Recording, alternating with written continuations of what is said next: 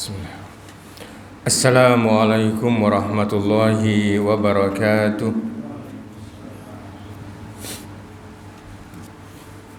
Innal hamdalillahi nahmadu wa nasta'in wa nastaghfiruh wa na'udzu billahi min syururi anfusina wa min sayyiati a'malina may yahdihillahu fala mudhillalah wa may yudlil fala hadiyalah. Asyhadu an la ilaha illallah wa asyhadu anna Muhammadan abduhu wa rasuluh. Allahumma shalli ala Muhammad wa ala alihi wa sahbihi ajma'in. Alhamdulillah, mari kita senantiasa bersyukur kepada Allah. Kita bersyukur kepada Allah Subhanahu wa ta'ala. Yang pertama dengan nikmat yang Allah berikan kepada kita. Dengan nikmat yang Allah berikan kepada diri kita berupa nikmat sehat. Dan yang kedua, nikmat kesempatan. Yang kedua-dua nikmat itu kita gunakan sehingga pada malam hari ini, pada maghrib ini, kita bisa sama-sama melaksanakan atau menegakkan salah satu yang difardukan Allah kepada kita. Karena kata Rasul sallallahu alaihi wasallam, segala sesuatu yang difardukan atau segala sesuatu kewajiban yang diperintahkan Allah kepada diri kita, maka tidak boleh salah satu di antara kita yang mengabaikan kewajiban itu. Karena kata Rasul, farada faraida fala tudayyi'uha. Segala sesuatu yang difardukan, segala sesuatu yang diwajibkan. Tentu kita semua sudah mengetahui apa yang diwajibkan Allah kepada kita. Kewajiban yang diperintahkan Allah kepada diri kita salah satu di antaranya salat 5 waktu.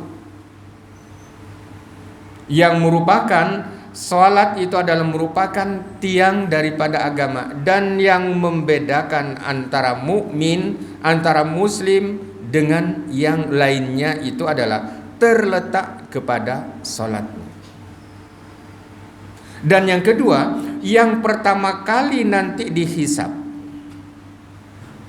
di yaumil qiyamah nanti, di hari pembalasan nanti adalah yang pertama kali dihisab oleh Allah Subhanahu wa ta'ala, dihitung adalah salat kita.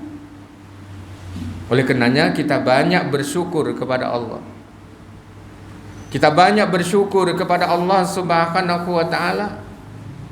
Dan kita mampu untuk melangkahkan langkah kita menuju ke musalla ini tidak lain adalah untuk melaksanakan atau menegakkan sholat berjamaah di musalla ini yang sudah kita lakukan. Yang sudah kita lakukan belasan tahun, puluhan tahun. Kita masih ingat bersama bagaimana dulu perjuangan musalla ini kan. Sehingga sampai sekarang setelah kita melaksanakan ibadah salat, kita lanjutkan dengan tausiah.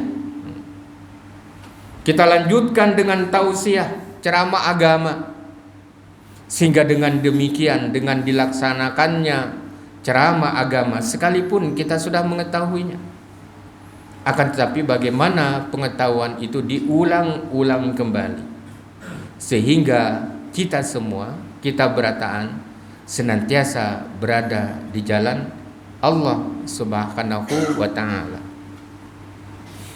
Sekalipun suasana hujan, ulun tadi dari rumah bejas hujan, karena sudah lawas kada ketemu pian jamaah di sini.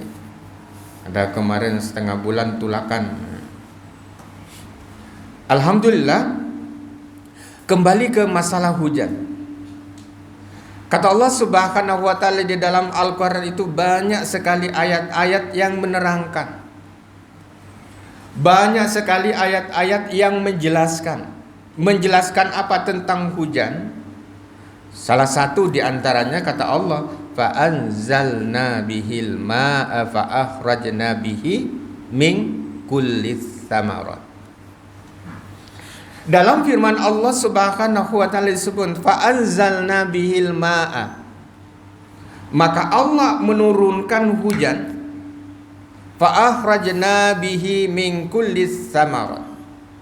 Maka hujan itu turun ke bumi yang salah satu fungsinya, manfaatnya adalah untuk menyuburkan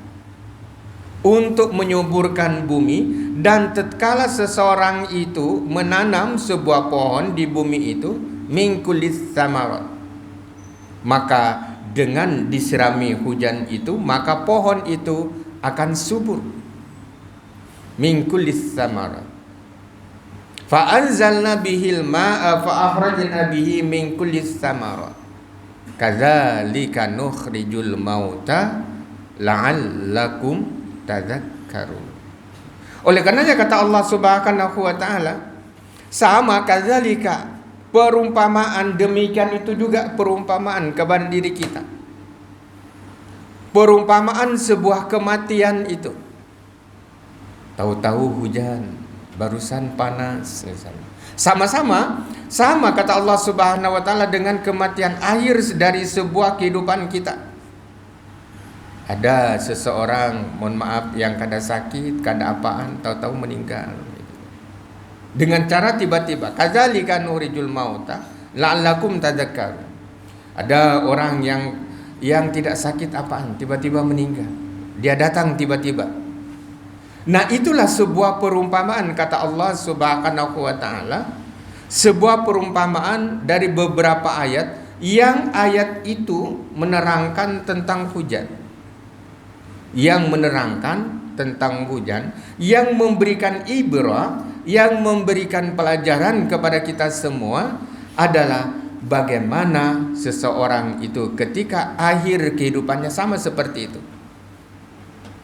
Ketika seseorang di akhir kehidupannya itu sama seperti itu, tiba-tiba orang itu meninggal. Yang garing lawas kada meninggal, itu kan. Nang kada garing meninggal. Nah, itulah yang disebutkan. Yang disebutkan oleh Allah Subhanahu wa taala. Untuk apa? Contoh yang demikian itu untuk apa? Kata Allah Subhanahu wa taala dalam firman Allah Subhanahu wa taala disebutkan di situ adalah la'allakum tadhakkarun.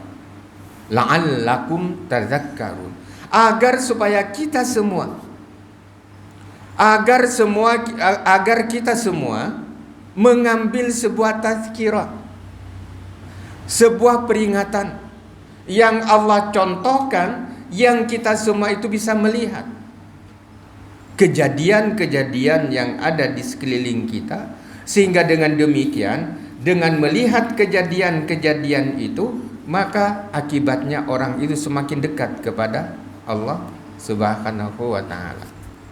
Sehingga dalam sebuah kitab dari Ibnu Khaldun itu, ada sebuah kitab yang menerangkan masalah-masalah ketika seseorang melakukan ini, maka, nah itu jawabannya. Kata Ibnu Khaldun adalah ada sebuah kausalitas sebab akibat. Sebab akibatnya apa?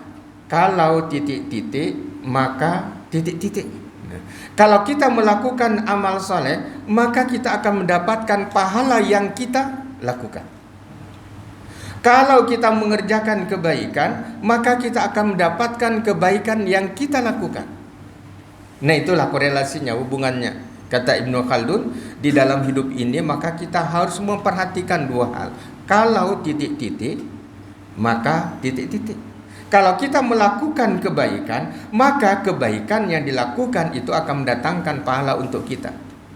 Kita berhujanan, kita kehujanan, suasana dingin. Kalau diumpatkan nafsu kita, kan kita kedahakon datang ke tempat ini, gitu kan. Akan tetapi nilai keimanan kita, tingkat keimanan kita yang Allah anugerahkan kepada diri kita, maka tersingkir semua, apakah itu dingin, apakah itu hujan, maka semua kita tidak peduli. Tujuan kita adalah untuk melakukan ibadah kepada Allah dan melakukan kebaikan-kebaikan. Maka kalau kita melakukan demikian, maka kita akan mendapatkan pahala dari kebaikan yang kita lakukan. Begitu juga sebaliknya, ujar Ibnu Khaldun, ketika seseorang itu melakukan sebuah kebaikan, begitu juga sebaliknya. Kalau seseorang itu melakukan ini, maka dia akan mendapatkan dari apa yang dia lakukan. Sebaliknya, kalau seseorang itu melakukan sebuah kejelekan, maka dia akan mendapatkan dosa dari kejelekan yang dia lakukan. Kalau seseorang itu melakukan kerusakan, maka dia akan mendapatkan kerusakan, kejelekan yang dia lakukan berupa dosa.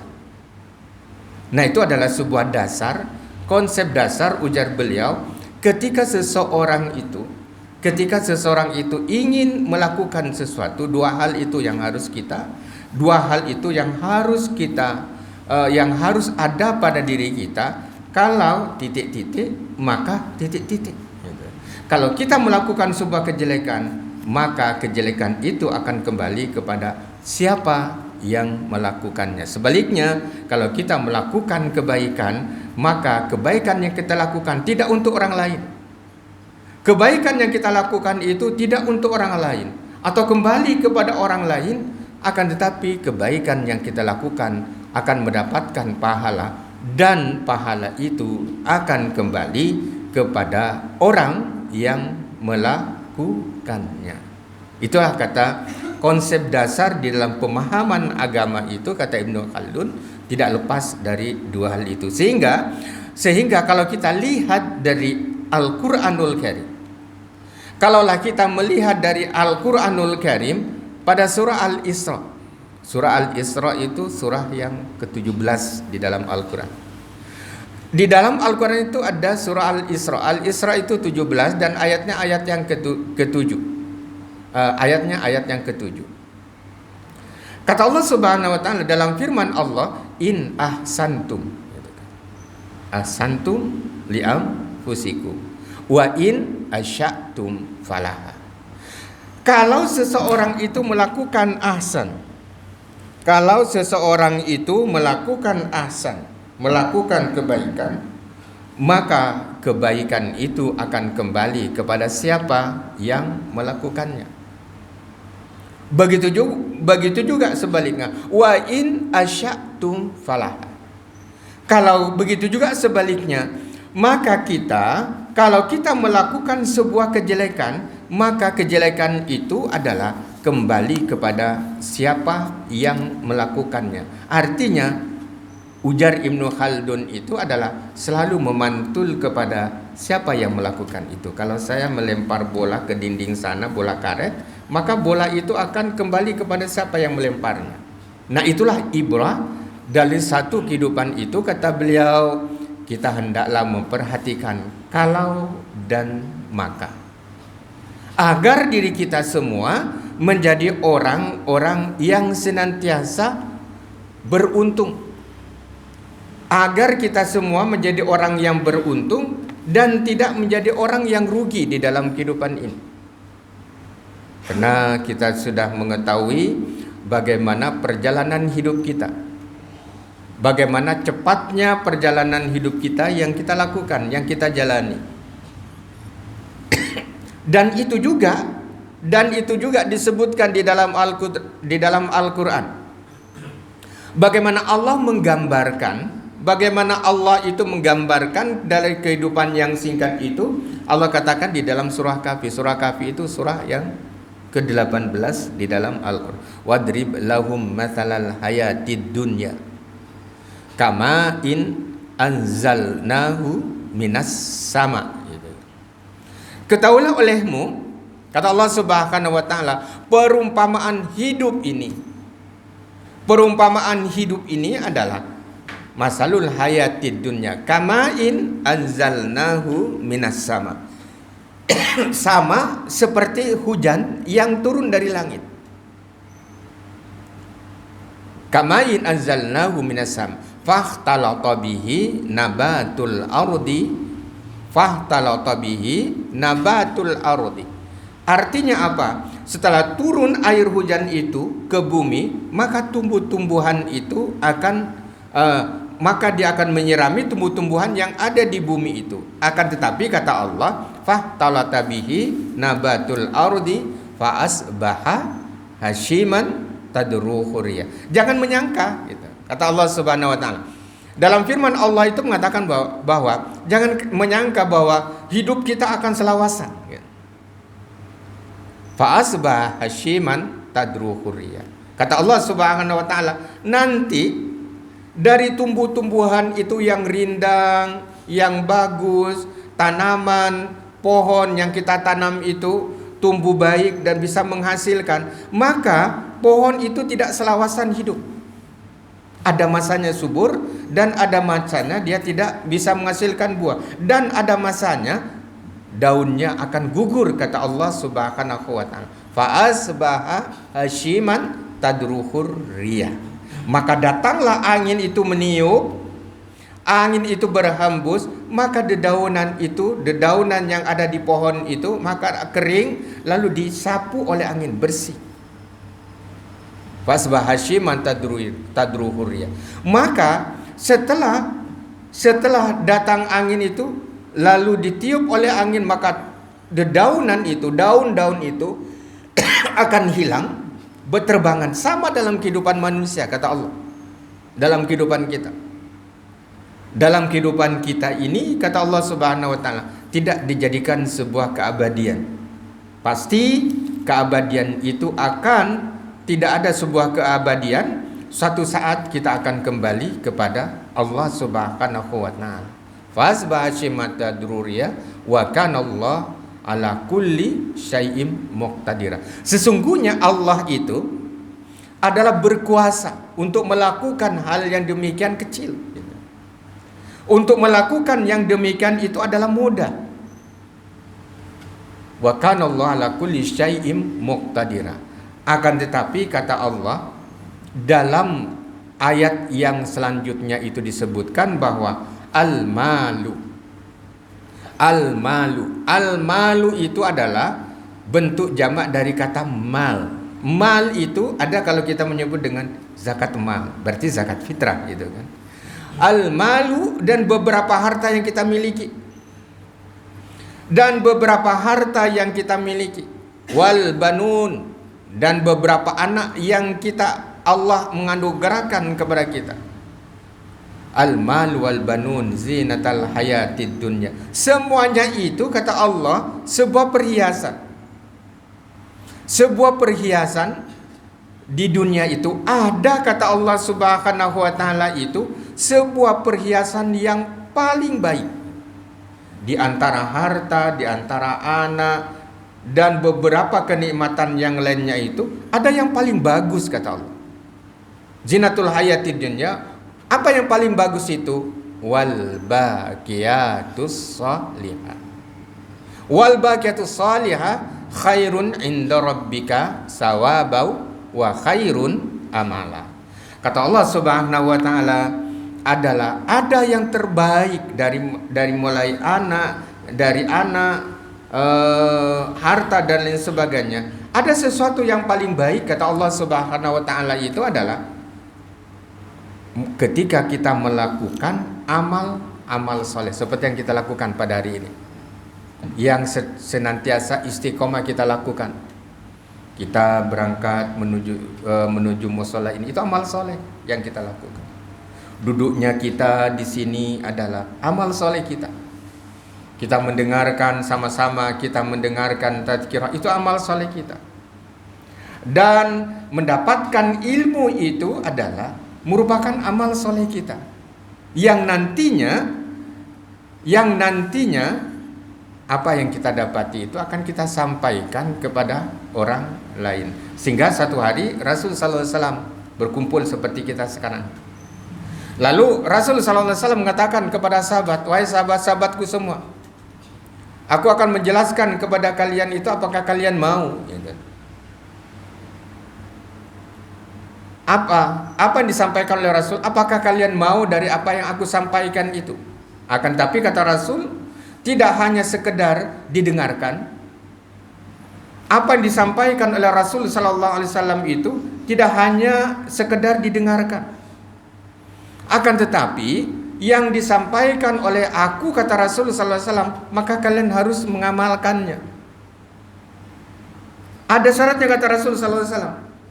Ketika aku menyampaikan sebuah kebaikan, ketika aku menyampaikan kebaikan kepada kalian itu, tidak hanya cukup untuk diri kita, ujar Rasul. Akan tetapi, bagaimana kita mengamalkan itu?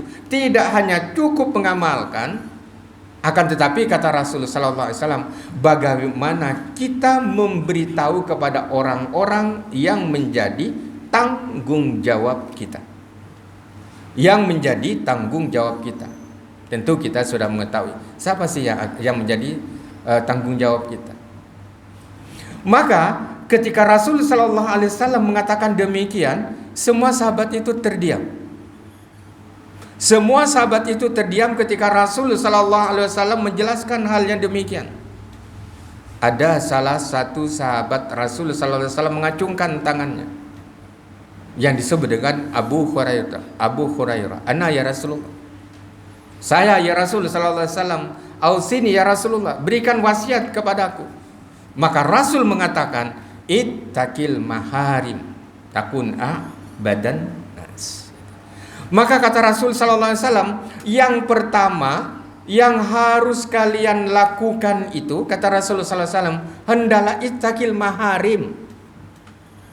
Ittaqil maharim artinya hendaklah kita takut kepada sesuatu yang haram. Hendaklah kita takut kepada sesuatu yang haram. Maksudnya adalah bagaimana dalam konsep kehidupan kita, bagaimana kita bekerja, mencari rezeki dan kita kasihkan kepada keluarga kita. Yang oleh karenanya kata Rasul sallallahu alaihi wasallam, semua ikhtiar kita dalam kehidupan kita untuk mencari nafkah dan untuk mencari nafkah kepada anak dan istri kita, maka jauhilah dari perbuatan-perbuatan atau penghasilan-penghasilan yang haram itu. Kalaulah kita bisa melakukan yang demikian itu, kata Rasul sallallahu alaihi wasallam, kalau kita mampu melakukan yang demikian itu, maka kata Rasul sallallahu alaihi wasallam, abadan nas. Apa abadan nas? Adalah orang yang betul-betul beribadah, orang yang tinggi ibadahnya di hadapan manusia dan Allah. Artinya apa? Kalau kita merasa takut jangan-jangan rezeki ini adalah sesuatu yang tidak baik, maka saya tidak akan pernah mengambil ini sebelum kita tahu dari mana rezeki itu, dari mana uang itu. Kenapa? Sekarang dalam kehidupan kita banyak sekali contoh. Banyak sekali contoh di dalam kehidupan kita sekarang ini. Banyaknya orang yang ditangkap gitu kan, gara-gara dia makan aspal. Bukan aspalnya dimakan, akan tapi duit yang untuk diperuntukkan untuk aspal jalan kita dipotong berdahulu. Nah, itu makan aspal juga jadinya kan. Nah, itu yang disebutkan. Kata Rasul sallallahu alaihi wasallam, ittaqil maharim.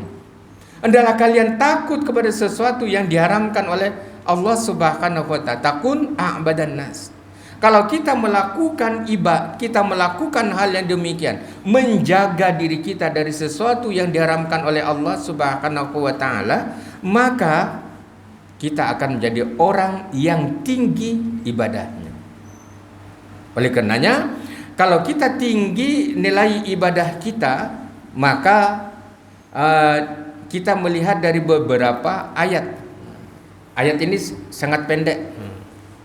Ayat ini adalah sangat pendek yang kata Allah Subhanahu wa taala pada surah Al-Asr, yang insyaallah kita hafal semua. A'udzubillahi minasyaitonir rajim. Wal 'asr innal insana lafi khusr illal ladzina amanu wa 'amilus shalihat wa tawasau bil haqqi wa tawasau bis sabir. Ayat ini pendek. Yang ketika Allah itu bersumpah demi masa.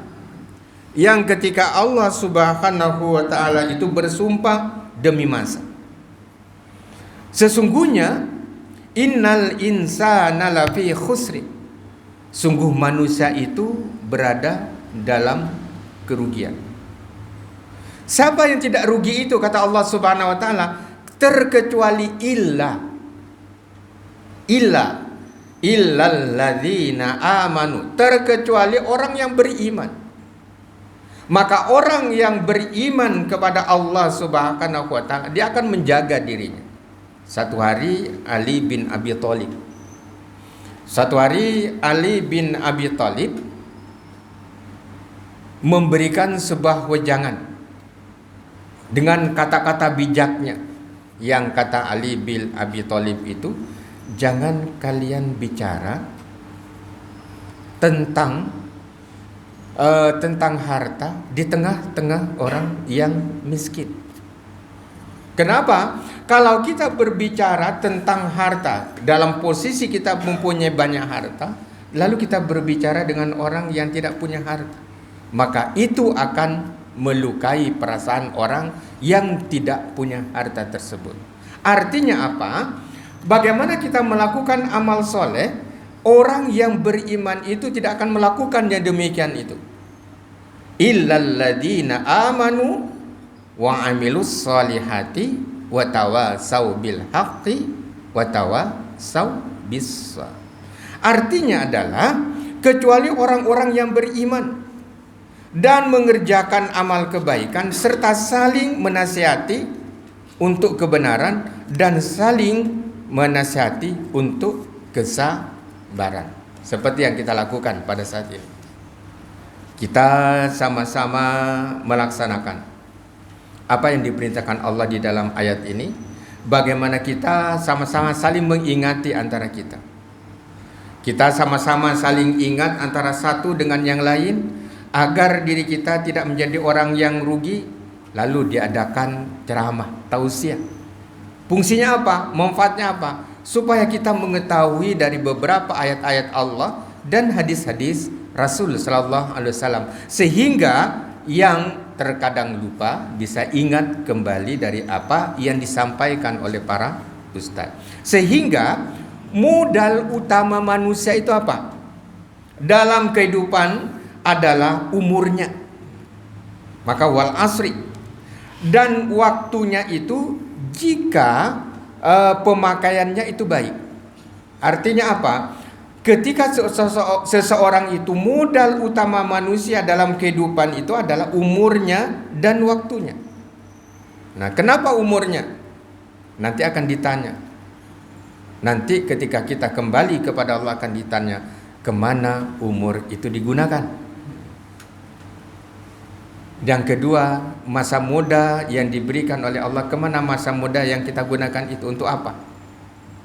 Dan yang ketiga adalah terhadap harta kita. Harta yang kita dapati dari mana asalnya. Dan yang kedua, dari mana asalnya. Yang kedua itu, kemana harta itu digunakan. Semuanya akan ditanya. Sehingga di dalam ayat yang lain, hubungan dari ayat ini sebutkan wal waznu yauma idzinil haq. Artinya nanti akan ada sebuah wazan. Nanti akan ada, kata Allah Subhanahu wa taala, timbangan. Yang timbangan itu akan menimbang segala amal kebaikan kita. Yang tidak bagus, yang jelek dengan yang bagus. Kalau di dalam kehidupan itu disebutkan di sini adalah umurnya, maka sepanjang umur yang kita gunakan, banyak kebaikan yang kita lakukan, maka itu beruntung. Orang yang melakukan demikian itu, maka itu orang yang disebut dengan orang yang beruntung. Dan sebaliknya, yang disebut dengan khasar tadi, yang disebut dengan khasirun tadi adalah ketika nanti ditimbang dari amal perbuatan kita itu, maka yang lebih berat timbangan amal kejelekan. Itulah yang disebut dengan khusrun atau khasirun. Nah, itulah yang disebut dengan orang yang rugi. Maka disebutkan di dalam ayat ini adalah umurnya dan waktunya. Jika pemakaiannya baik, maka dia akan beruntung. Dan jika sebaliknya, maka dia akan merugi. Jadi kehidupan ini seperti jual beli. Dalam tafsir Al-Muyassar ini disebutkan, kehidupan kita ini adalah seperti jual beli. Artinya apa? Akankah kita ketika kita jual beli berdagang itu mau kita menjadi pedagang yang beruntung atau yang rugi? Maka akal sehat kita digunakan. Setiap orang pasti akan mendapatkan mau menginginkan untuk dirinya itu ketika jual beli itu dilakukan, kita menjadi orang yang beruntung dari apa yang kita lakukan. Tidak ada seseorang yang berjual beli itu menginginkan sebuah kerugian. Pasti dalam jual beli itu yang kita inginkan, bisnis yang kita lakukan itu adalah orientasinya kita harus beruntung, tidak mau kita buntung gitu. Jadi kalau kita mau beruntung, maka kita melakukan amal-amal kebaikan.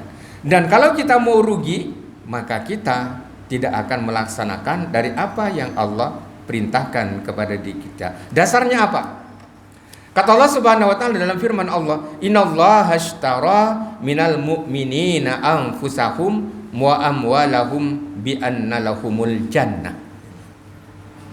Yang dalam firman Allah Subhanahu wa taala di dalam surah At-Taubah itu, di dalam ayat di surah At-Taubah itu ayat 111, sesungguhnya Allah telah membeli dari orang-orang mukmin. Dari orang mukmin diri dan harta mereka dengan memberikan surga untuk mereka. Artinya apa? Mufassir itu menjelaskan, ketika Allah memberikan rezeki kepada diri kita, akankah kita ingat bahwa di dalam rezeki yang Allah berikan itu masih ada hak-hak orang lain yang harus kita serahkan kepadanya. Oleh karena jamaah rahimakumullah, untuk mendukung dari apa yang disebutkan di dalam ayat berikutnya, disebutkan kembali dari tafsir Al-Muyassar ini disebutkan, A'udzubillahi minasyaitonirrajim, ya ayyuhalladzina amanu hal adullukum ala tijaratin tunjikum min adzabin alim tu'minuna billahi wa rasulihi wa tujahiduna fi sabilillahi bi amwalihim wa anfusikum. Dalam firman Allah itu disebutkan, wahai orang-orang yang beriman, sukakah kamu kalau aku tunjukkan suatu perniagaan, sebuah perniagaan yang dapat menyelamatkan kamu dari azab Allah yang sangat berat itu? Maka orang yang beriman itu pasti mengatakan mau. Ketika Allah Subhanahu wa taala menawarkan kepada diri, hal adullukum ala tijaratin tunjikum min adzabin alim, akankah kalian mau kalau aku tunjukkan sebuah perniagaan yang perniagaan itu dapat menyelamatkan kalian, dapat menyelamatkan kita, dan dia akan menimbulkan keberuntungan itu? Apa kata Allah Subhanahu wa taala? Yang pertama adalah tu'minuna billahi wa rasuli. Yang pertama kata Allah, maka kita beriman kepada Allah dan Rasulnya. Maka iman itu tidak cukup. Maka yang diperlukan itu adalah tu'minuna billahi wa rasulihi, adalah bagaimana dia beriman kepada Allah dan Rasulnya. Artinya adalah beriman dengan apa yang Allah berikan kepada diri. Beriman kepada Allah, maka kewajiban-kewajiban kita yang harus kita jalankan itu adalah bagaimana kita menjalankan dari apa yang telah diperintahkan Rasul kepada diri kita. Contoh-contoh yang diberikan Rasul kepada diri kita. Oleh karenanya, yang kedua adalah watujahiduna fi sabilillahi bi amwalikum wa anfusikum. Artinya adalah, dan hendaklah kalian itu bersungguh-sungguh di jalan Allah. Dengan apa? Dengan harta. Dengan harta yang diberikan kepada diri kita, bi amwalikum wa anfusikum. Dengan harta yang Allah berikan kepada diri kita, maka kita berikan yang menjadi hak orang lain, maka kita berikan hak itu. Wa anfusikum. Nah, ini yang terjadi di Palestina, gitu kan. Yang terjadi di Palestina sana tidak hanya merupakan harta, akan tetapi nyawa yang dilakukan, pengorbanan, perjuangan orang-orang Palestina itu adalah termasuk nyawa mereka sendiri. Yang kita tinggal di sini adalah apa yang harus kita lakukan? Apa minimal untuk melakukan amal soleh itu, minimal kita melakukan atau kita berdoa. Berdoa bagaimana mudah-mudahan perjuangan orang-orang yang ada di sana adalah senantiasa mendapatkan sebuah kemenangan, sehingga tanah Palestina itu nanti adalah akan terbebas dari segala sesuatu yang menjadi agresi pihak-pihak yang lainnya. Jamaah rahimakumullah, termasuk amal-amal soleh itu adalah ketika kita berada di mushola ini. Ketika kita berada di mushola ini, nantinya kata Allah Subhanahu wa taala, yaqulullahu taala yaumal qiyamah. Pada hari kiamat nanti Allah Subhanahu wa taala berfirman, saya'lamu ahlul jam'il yauma min ahlil kiram. Maka Allah berkata, pada hari ini orang-orang berkumpul, pada saat orang-orang itu berkumpul di padang mahsyar untuk mengetahui siapa yang termasuk orang-orang yang baik itu siapa. Allah mengatakan di dalam Rasul sallallahu alaihi wasallam di dalam hadits qudsi ini mengatakan, yaqulullahu ta'ala yaumal qiyamah saya'lamu ahlul jam'il al yauma man ahlul kiram. Nanti kata Allah Subhanahu wa taala, pada hari di mana orang-orang itu mahsyar. Mahsyar itu kalau bahasa kita ini berkumpul. Nah, yang amat sangat terasa itu ketika kita menunaikan ibadah haji, yang ketika kita berkumpul di Arafah. Yang ketika itu kita berkumpul di padang Arafah itu. Kenapa kita berkumpul di padang Arafah? Salah satu al-hajju Arafah gitu. Haji itu di Arafah, sehingga orang-orang yang sakit pun dia ditandu untuk sampai ke tanah Arafah. Al-hajju Arafah. Maka kalau dia tidak pergi ke Arafah, maka dia dianggap batal hajinya. Sehingga orang yang sakit di rumah sakit itu dengan impusnya dia harus pergi ke Arafah dengan cara masuk di ambulan, diantar oleh ambulan dan lain sebagainya. Yang sangat terasa itu adalah ketika kita berada di Arafah. Kenapa? Di situ dari seluruh penjuru dunia itu berkumpul semuanya.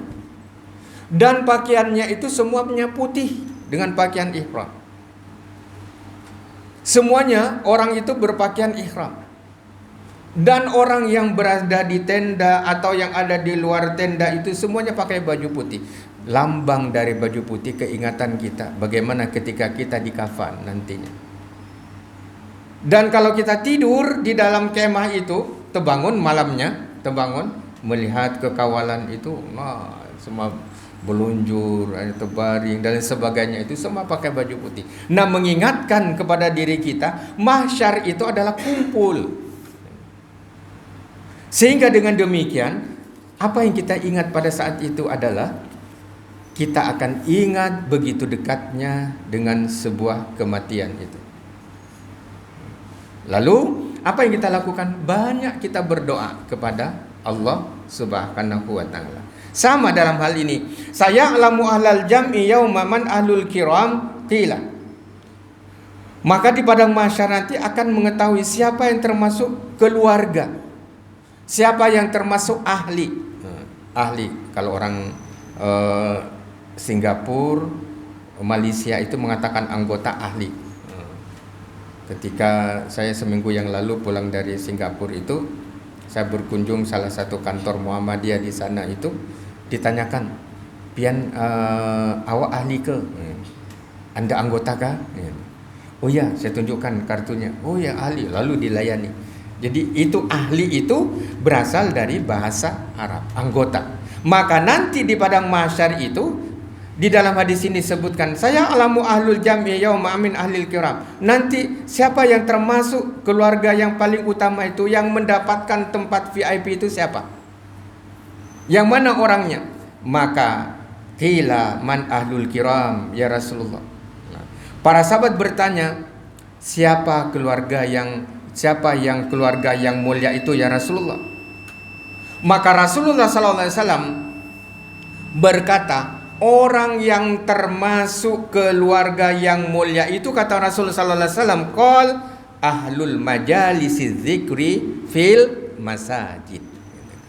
Yang dipanggil nanti, yang termasuk ahli utama atau orang yang afdol itu, yang di padang mahsyar nanti disebutkan oleh Rasul sallallahu alaihi wasallam, ahlul majalisi dzikri fil masajid. Kita insyaallah kita termasuk salah satu di antaranya adalah orang yang kata Rasul sallallahu alaihi wasallam adalah mereka yang dimaksudkan menjadi keluarga yang baik itu, nanti akan dipanggil itu adalah orang yang senang duduk di musalla dan orang yang senang duduk di masjid. Artinya berzikir kepada Allah, beribadah kepada Allah, berdoa kepada Allah. Itulah yang nanti akan dipanggil oleh Allah, adalah orang-orang yang senang duduk di masjid, dan orang-orang yang senang duduk di musala dengan melakukan ingat kepada Allah, lalu dia menuntut ilmu, lalu dia melakukan amal soleh yang lainnya. Dia duduknya dia karena Allah Subhanahu wa taala, bukan karena orang lain dan lain sebagainya. Nah, itulah beberapa hal bagaimana kita melakukan kebaikan, akan kembali kebaikan itu kepada kita berupa pahala. Dan orang yang senang melakukan amal pahala itu nanti di yaumil mahsyar itu disebutkan orang yang afdol, yang paling utama nanti dipanggil. Ketika Rasul sallallahu alaihi wasallam, ketika Rasul ditanya oleh para sahabat, siapa ya Rasul sallallahu alaihi wasallam yang dipanggil nanti ahlul kiram itu, adalah ahlul al-kiram itu majalisuz zikri fil masajid, adalah orang yang senang duduk di musalla atau di masjid untuk melakukan zikir, untuk melakukan ibadah kepada Allah dan berdoa kepadanya. Mudah-mudahan kita termasuk salah satu dari yang disebutkan di dalam hadis ini, adalah termasuk orang yang nanti dipanggil oleh Allah Subhanahu wa taala pada saat kita berkumpul di padang mahsyar nantinya. Dan itulah yang dapat ulun sampaikan dalam kesempatan ini. Mohon maaf kalau ada kesalahan.